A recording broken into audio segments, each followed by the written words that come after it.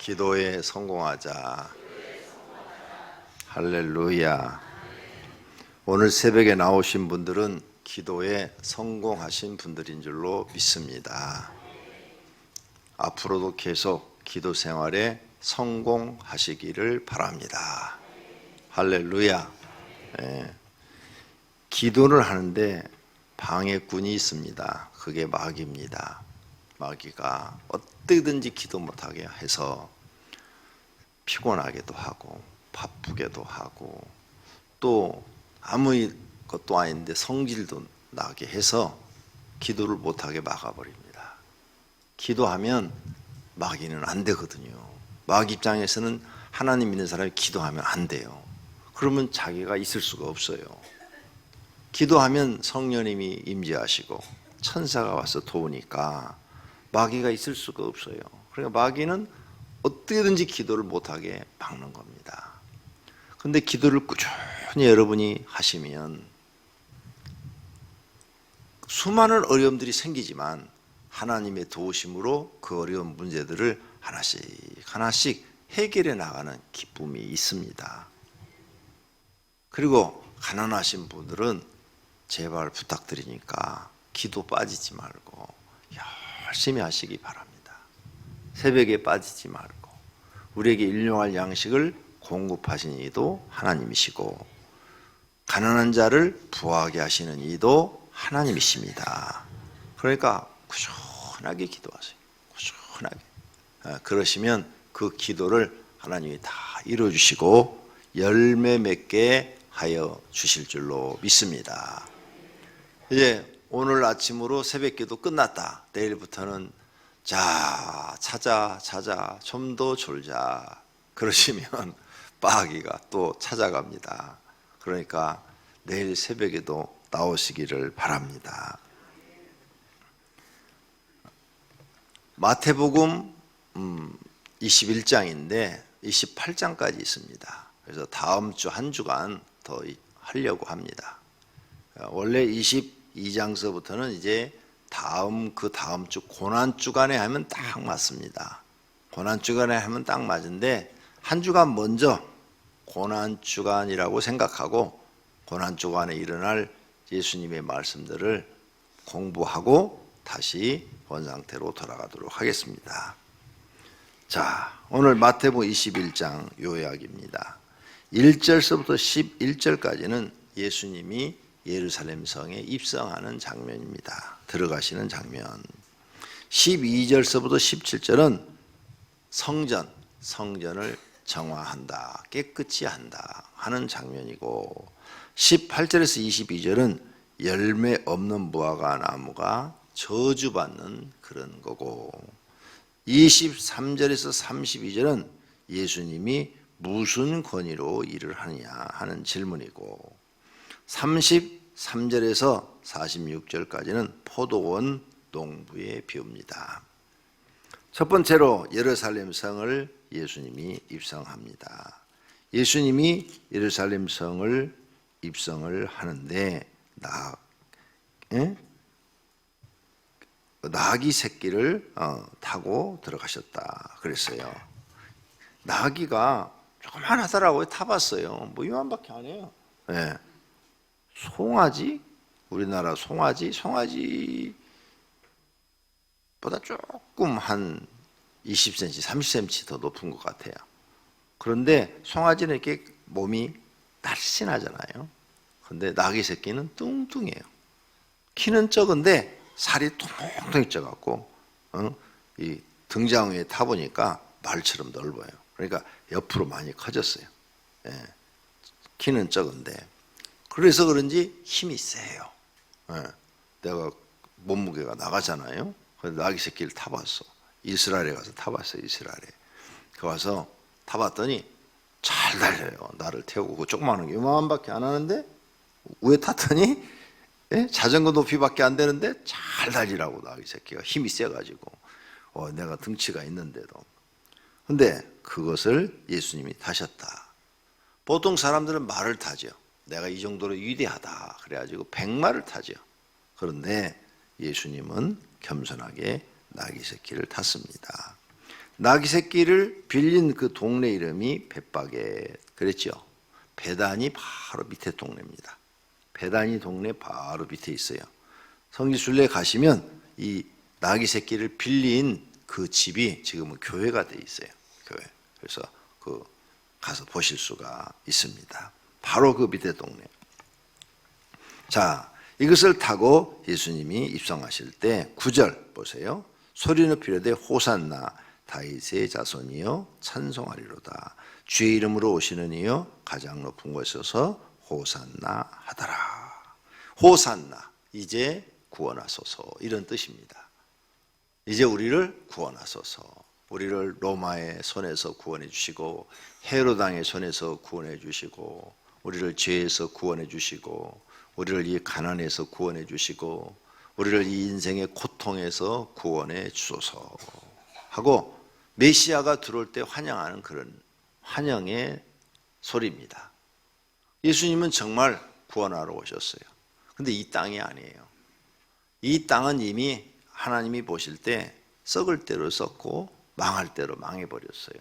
그래서 새로운 우주를 만드셔서 새로운 별을 만들어서 우리를 그곳으로 이주시켜서 그곳에는 이제 죽지도 않고 썩지도 않고 변하지도 않고 늙지도 않고 병 걸리지도 않고 고통도 없고 괴로움도 없고 죄도 없고 거긴 죄도 없어요.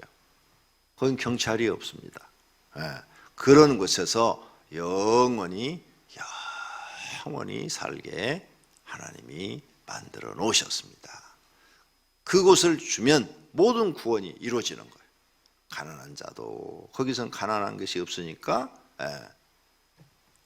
구원이 완성이 되는 거고 또 질병에 걸린 사람도 거긴 질병이 없으니까 구원이 이루어지는 거고 거긴 또 여기처럼 막 그냥 뭐 높은 관직이 있고 뭐 이런 계급 사회가 없으니까 거긴 또 권력의 힘으로 인해서 누가 뭐 다치거나 이런 일이 없으니까 구원이 이루어진 거고 이렇게 완벽한 하나님의 나라를 만들어 놓고 우리를 그곳으로 인도하시기 위해서 예수님이 오신 것을 믿으시기를 바랍니다. 그런데 이 지금 예루살렘 성에 있는 사람들은 예수님을 이렇게 환영하는 이유가 나사로가 살아났기 때문에 그 소문이 퍼져가지고 나와서 지금 환영하는 거예요. 죽은 자를 살려? 그것도 사흘이나 됐어? 사흘이 됐으면 완전히 썩어서 이건 뭐 살 수가 없는 거죠. 뭐 죽은 지 뭐 하루나 됐다고 그러면 어떻게 살아난다고 그러면 잠깐 기절했다가 어떻게 깨어난다 하지만 사흘이 지나 나흘이 됐으면 다 썩어버린 거잖아요. 장기도 썩어버리고 뇌도 다 썩어버리는데 살려. 즉 하나님은 우리를 부활시킬 수 있다 그 말입니다. 저와 여러분은 이것을 100% 믿어야 될 줄로 믿습니다. 자, 이렇게 해서 이제 성전에 들어갔는데 성전에서 이 사람들이 막 비둘기 팔고 막 매매하고 막 이러는 거예요. 하나님 앞에 바치는 물건이죠. 하나님의 바치는 물건은 흠 없는 것으로 바쳐라 이렇게 써놨어요. 구약에. 그렇죠? 흠 없는 양, 흠 없는 염소, 흠 없는 비둘기. 그리고 집에서부터 이걸 기르도록 돼 있어요. 새끼가 태어나면 길러서 이것은 하나님 거 돼가지고 잘 길러갖고 1년 됐을 때 바쳐야 돼요. 그러니까 막 새끼 때부터 이건 하나님 거 하고 구분시켜 놓는 거예요. 그러니까 항상 이 새끼를 볼 때마다 야 그건 하나님 거야 조심해 잘 길러야 돼 흠 없어야 돼. 그러다 흠 생기면 못 바치는 거예요. 또 다른 걸 준비를 하는 거예요. 그러니까 이스라엘 사람들은 365일 누구만 생각해요? 이거 보면서 하나님만 생각하는 거예요. 우리는 하나님의 은혜로 살아. 우리는 하나님이 주신 복으로 살아. 우리는 하나님 잊어버리면 안 돼. 이걸 가르치려고 그러시는 거야. 지금 하나님 잊어버리지 않도록. 그런데 그렇게 하지 않고 편리하게 아무것도 안 하고 있다가 성전에 와가지고 번제물로 그 앞에서 사는 거예요. 비둘기도 사고 양도 사고. 그리고 하나님이 원하는 거하고 전혀 다른 방향으로 가버린 거죠. 너무 편하게. 이거 번제물, 이거 소제물, 이거 하목제물, 이거 뭐 속죄제물 이런 식으로 하니까 예수님이 싹 엎어버린 거예요. 내 집은 13절 내 집은 기도하는 집이라. 그런데 강도의 소굴, 도둑놈의 소굴을 만들었도다. 이렇게 도둑놈의 소굴을 만들었도다. 기도는 너희들 안 하고 하나님 앞에 기도는 하나도 안 하고 여기 와서 돈 벌려고만 해? 장사꾼의 소굴을 만들어? 도둑놈의 소굴을 만들어? 강도의 소굴을 만들어? 이런 뜻이에요 지금. 성전에 오면 기도하려고 그래야지. 하나님 앞에 내 몸을 바쳐주면서 기도하고 예배하려고 그래야지. 성전에 와서 장사하려고 들어? 그리고 아무런 성의도 없이 막 바쳐? 그런 거예요 지금. 그래서 화나신 거예요. 그래서 아까 버렸다. 예. 그러시면서도 14절에 맹인과 저는 자들을 성전에서 고쳐주셨다 그랬어요. 그러면서도 또 불쌍한 사람들은 고쳐주셨다 그랬어요. 그 다음 18절에 가서 이제 성전에 갔다가 다시 베다니 나사렛 집으로 오는데 무화과 나무를 보니까 무화과 나무 열매가 없네. 예. 그래 저주를 하죠. 그런데 성경을 주석을 보니까 성경학자들이 요때는 열매가 며칠철이 아니래요. 그럼 당연히 없죠. 열매가 며칠철이 아니니까. 뭐 봄에 사과에서 열매를 바라면 열매 바라는 사람이 잘못된 거 아니에요? 무화과 나무가 없는 철이래 열매가. 그런데 당연히 없죠. 그런데 예수님이 저주를 해버려요. 말라버려요. 왜 그러냐? 이 무화과 나무는 이스라엘을 상징한 거예요. 너희는 하나님 볼 때 열매가 없는 백성이다. 그래서 저주를 해요. 그러니까 나와 여러분도 조심해야 돼요. 열매가 있어야 돼요. 착한 열매, 선한 열매, 하나님 앞에 의를 행한 열매, 하나님 앞에 충성한 열매. 그 다음에 성령의 9가지 열매 있죠. 사랑, 희락, 자비, 온유. 이런 열매가 맺어져야 돼. 내 삶 속에. 여러분이 교회 다니면서 이런 열매를 하나도 지금 안 맺히고 있어. 그러면 이 무화과 나무처럼 저주받는다. 이렇게 지금 말씀하시는 거예요. 그러므로 너희는 이제부터 열매 맺는 사람이 되라. 열매를 맺으려면 어떻게 해야 되느냐? 21절 예수께서 대답하여 이르시되 내가 진실로 너희에게 이르노니 만일 너희가 믿음이 있고 의심하지 아니하면 이 무화과 나무에게 된 이런 일만 할 뿐 아니라 이렇게 저주만 내가 무화과 나무를 이렇게 명령한 것처럼 이렇게 저주를 하면 저주가 이루어지고 축복하면 축복이 이루어진다. 너희에게 능력이 나타날 것이다. 그러면서 이 산을 들어서 바다에 던지라 하면 될 것이다. 그러므로 너희는 기도할 때 무엇든지 믿고 구하는 것은 다 받으리라. 기도하라는 거예요. 내 집은 만민이 기도하는 집이라 하는 것처럼 기도해라. 기도해서 너희에게 능력이 임하면 이 산도 들어서 옮길 만한 일들이 일어날 것이다. 이런 얘기예요. 그러니까 여러분 눈을 떠도 기도, 눈을 감아도 기도, 꿈속에서도 기도, 숨 쉬면서도 기도, 깨어서도 기도, 기도밖에 할 게 없어. 기도해야 능력이 나타나니까. 그 다음에 이제 다시 그 다음날 또 성전에 들어가니까 장로들이 예수님께 내가 무슨 권위로 이렇게 막 성전을 막 뒤엎고 막 이런 일을 하느냐 그러는 거예요. 그래서 예수님이 질문합니다. 요한의 세례가 하늘로부터 온 거냐 사람으로부터 온 거냐. 그러니까 대답을 못해요. 왜? 하늘로부터 왔으면 왜 너희가 선지자 요한의 말을 안 들었냐 그렇게 물을 것이고, 사람으로부터 왔다 그러면 모든 백성이 요한을 선지자고 그러는데 자기들이 틀렸다고 그럴 것이고 대답을 못해요. 그러니까 나도 너희한테 일을 하지 않겠다.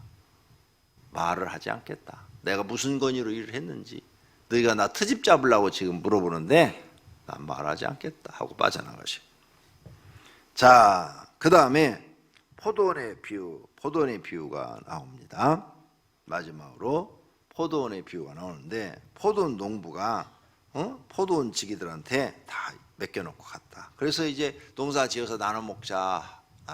너네 먹을 것 남겨놓고 나한테 이만큼 주라. 그랬는데 이 싹스를 받으러 갔더니 열매, 농사를 지었으니까 그 포도원 수확을 받으러 갔더니 그 종들을 보냈더니 능욕하고 죽이고 그랬다 이게요. 그래서 아들을 보냈다 이게요. 아들을 보냈더니 아, 저놈은 상속자니까 더 죽여야 된다 그래갖고 아들도 죽여버렸다. 그러면 포도 주인이 와서 그 종들을 죽이고 또 아들까지 죽인 그들을 어떻게 하겠느냐, 이렇게 말씀하시는 거예요. 지금 예수님 자기를 비유하는 거예요. 에? 포도 주인은 하나님이고 거기 종들은 하나님의 종들이고, 너희가 하나님의 종들의 말도 안 듣고 그 다음에 그 아들도 죽이고 열매도 맺지 않고 열매도 바치지도 않고 너희는 이렇게 된다. 43절, 그러므로 내가 너희에게 이르노니 하나님의 나라를 너희는 빼앗기고 그 나라에 열매 맺는 백성이 받으리라. 하나님 나라는 누가 받는다고요? 열매 맺는 백성이 받는데요. 하나님 나라를 빼앗기고 분명히 써놨죠. 하나님 나라 받았다 빼앗기는 백성이 있어. 그게 누구? 지금 여기 나오는 사람들, 열매 없는 사람들. 하나님 나라를 먼저 받았는데 빼앗긴다고 써놨어요. 분명히 예수님이 너희 유대인들, 너희는 하나님 나라를 빼앗긴다. 그리고 열매 맺는, 하나님의 말씀대로 열매를 맺는 백성이 하나님 나라를 받으리라. 예수님이 직접 하신 말이에요. 그래서 여러분은, 우리는 반드시 교회 나오면 하나님이 원하시는 선한 열매를 맺어야 됩니다. 그래서 교회 유익이 돼야 돼요. 교회 유익. 그래서 교회 생활에서 내가 뭔가 열매를 맺어야 돼요. 가정 생활에서도 내가 열매를 맺어야 돼요. 좋은 열매, 선한 열매. 교회에서도 뭔가 하나님께 충성하는 충성의 열매. 에? 이런 뭔가 열매가 있어야 돼요. 자신의 열매를 오늘 아침에 보세요. 예수님 지금 계속 열매 얘기하고 계세요. 무화과나무도 열매, 성전을 깨끗게 하는 것도 열매. 에? 지금 이 포도 농부의 비유도 열매. 에? 다 열매에 대해서 얘기하고 있어요. 열매를 맺는 성도님들이 되셔서 모두 다 하나님 나라 들어가시기를 예수님의 이름으로 축원합니다. 기도하겠습니다. 하나님 감사합니다. 오늘 새벽에도 하나님 사랑하셔서 마지막 21일 특별 새벽 기도를 마치도록 하심을 감사합니다. 주님, 오늘 마지막 말씀이 열매 맺으라는 겁니다. 열매 안 맺으면 하나님 나라 빼앗긴다고 그랬습니다. 열매 맺는 백성이 하나님 나라 받는다 했사오니 오늘 새벽에 나온 모든 성도님들은 앞으로 하나님께 열매를 많이 맺히게 하옵소서. 그리고 소원한 모든 기도를 들으시고 그 소원을 이루어 주시옵소서. 특별히 소원 예물을 한 달 동안 드린 분이 계십니다. 주님 받아주시고 이루어 주옵소서. 그 외에 여러 가지 현금을 받으시었고 성경에 언약한 대로 복을 내려 주시옵소서. 예수님의 이름으로 기도드립니다. 아멘.